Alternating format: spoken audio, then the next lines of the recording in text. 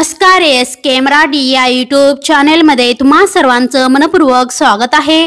तर मित्रांनो, राज्यातील शेतकऱ्यांची कर्जमाफी, अजितदादा यांची मोठी घोषणा या संदर्भात सविस्तर अशी माहिती आपण या व्हिडिओच्या माध्यमातून जाणून घेणार आहोत। तत्पूर्वी जर तुम्ही चॅनलवर नवीन असाल तर चॅनलला लगेच सबस्क्राइब करून घ्या। तर बघा मंडळी, महाराष्ट्र विधानसभेत 2025 आणि 26च्या अर्थसंकल्पावर चर्चा झाली, ज्यात उपमुख्यमंत्र्यांनी अनेक महत्त्वपूर्ण घोषणा केल्या आहेत। तर या चर्चेत राज्याच्या वित्त विभाग आणि अन्न व नागरी पुरवठा विभाग आणि नियोजन विभागाच्या अनुदानाच्या मागणीवर भर दिला गेला। सभागृहात या विषयावर सविस्तर चर्चा झाली आणि विविध उपाययोजनांवर विचार करण्यात आला आहे। तर सरकारच्या आर्थिक धोरणांबाबत सदस्यांनी आपले मते मांडली। नागरिकांच्या कल्याणासाठी कोणते निर्णय घ्यायचे यावर ही चर्चा झाली। उपमुख्यमंत्र्यांनी पुढील वर्षासाठी सरकारच्या महत्त्वाच्या योजना आणि धोरणे स्पष्ट केली आहेत। तर मित्रांनो, उपमुख्यमंत्र्यांनी राज्याच्या आर्थिक स्थितीबाबत माहिती देताना स्पष्ट केले आहे की सध्या महसुली तूट 1% आत आहे। त्यानुसार राज्याचे एकूण उत्पन्न 49.39 लाख कोटी रुपये असून आर्थिक घडी संतुलित ठेवण्यात आली आहे। तर मागील 15 वर्षापूर्वी राज्याचे उत्पन्न 12.80 लाख कोटी रुपये होते, तरीही महसूल तूट 1% कमीच होती। तर याचा अर्थ राज्याची आर्थिक स्थिती स्थिर असून महसूल व्यवस्थापन योग्य प्रकारे करण्यात आले आहे। तर सरकारने महसूल वाढवण्यासाठी विविध उपाययोजना राबवल्यामुळे तूट नियंत्रणात ठेवण्यात यश आले आहे। तर मित्रांनो, चालू आर्थिक वर्षात सरकारने सुमारे 77.26% निधी वापरला असून हा आकडा मूळ अर्थसंकल्पीय तरतुदीच्या तुलनेत समाधानकारक आहे। विरोधकांनी केलेला 40% खर्चाचा आरोप त्यांनी फेटाळून लावत स्पष्टीकरण दिले। यंदा लोकसभा आणि विधानसभा अशा 2 मोठ्या निवडणुका पार पडल्या।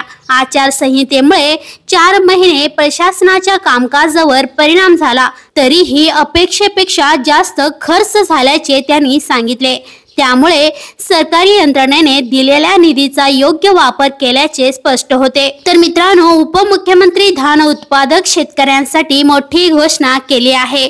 7 मार्चच्या मंत्रिमंडळ बैठकीत ठरवले की शेतकऱ्यांना प्रति हेक्टर 20,000 रुपयांचा बोनस दिला जाईल। हा लाभ जास्तीत जास्त 2 हेक्टर पर्यंतच्या क्षेत्रासाठी उपलब्ध असणार आहे।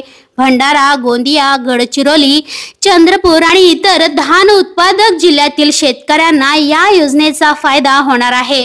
तर शासन निर्णय जाहीर झाल्यानंतर निधीचे वाटप लगेच सुरू केले जाणार आहे। त्यामुळे शेतकऱ्यांना मोठा आर्थिक दिलासा मिळणार आहे। तर मित्रांनो, सुधीर मुनगंटीवार यांनी महाराष्ट्र राज्य लॉटरी बाबत मांडलेल्या मुद्द्यांना उत्तर देताना उपमुख्यमंत्र्यांनी आमदारांची विशेष समिती स्थापन करण्याची घोषणा केली आहे। तर ही समिती सुधीर मुनगंटीवार यांच्या नेतृत्वाखाली असणार आहे आणि त्यामध्ये 2 गटातील काही प्रमुख सदस्याचा समावेश असणार आहे। तर अधिवेशन संपण्यापूर्वी या समितीची अधिकृत घोषणा केली जाणार आहे। तसेच समितीला आपला अहवाल 1 महिन्याच्या आत सादर करण्याची जबाबदारी देण्यात आली आहे। तर या समितीच्या माध्यमातून लॉटरी संबंधित सर्व प्रश्नाचा सखोल अभ्यास केला जाणार आहे। तर मित्रांनो, उपमुख्यमंत्र्यांनी स्पष्ट केले आहे की लाडकी बहीण योजना बंद होणार नाही। तर सध्या लाभार्थी महिलांना दरमहा 1500 रुपये दिले जात आहेत। मात्र राज्याची आर्थिक परिस्थिती सुधारल्यानंतर उर्वरित रक्कम ही दिली जाणार आहे। त्यांनी ठामपणे सांगितले आहे की सगळी सोंग करता येतात, पण पैशाचं सोंग करता येत नाही। तर राज्याच्या आर्थिक स्थितीनुसार या योजनेसाठी अधिक निधी उपलब्ध करून दिला जाणार आहे। तर सरकार महिलांना आर्थिक मदत देण्यासाठी पूर्णतः वचनबद्ध आहे। तर भविष्यात परिस्थिती सुधारल्यास रकमेचा वाढीव लाभ ही मिळू शकतो। तर मित्रांनो, उपमुख्यमंत्र्यांनी रामटेकमध्ये राज्यमंत्री आशिष जयस्वाल यांच्या प्रकल्पाचे विशेष कौतुक केले आहे। त्यांनी या उपक्रमाची प्रशंसा करत सांगितले आहे की हा प्रकल्प राज्यासाठी प्रेरणादायी ठरणार आहे। त्यामुळे संपूर्ण राज्यात अशा योजनांची अंमलबजावणी करण्याचा निर्णय घेण्यात आला आहे। तसेच या उपक्रमांचा उल्लेख त्यांनी आपल्या बजेट भाषणातही केला आहे। त्यांनी या प्रकल्पामुळे स्थानिकांना मोठा फायदा झाल्याचे सांगितले। चला तर मंडळी, अशाच महत्त्वपूर्ण बातम्यांच्या अपडेट्ससाठी व्हिडिओला लाईक करून चॅनलला सबस्क्राईब करून घ्या। भेटूया पुढच्या व्हिडिओमध्ये। धन्यवाद।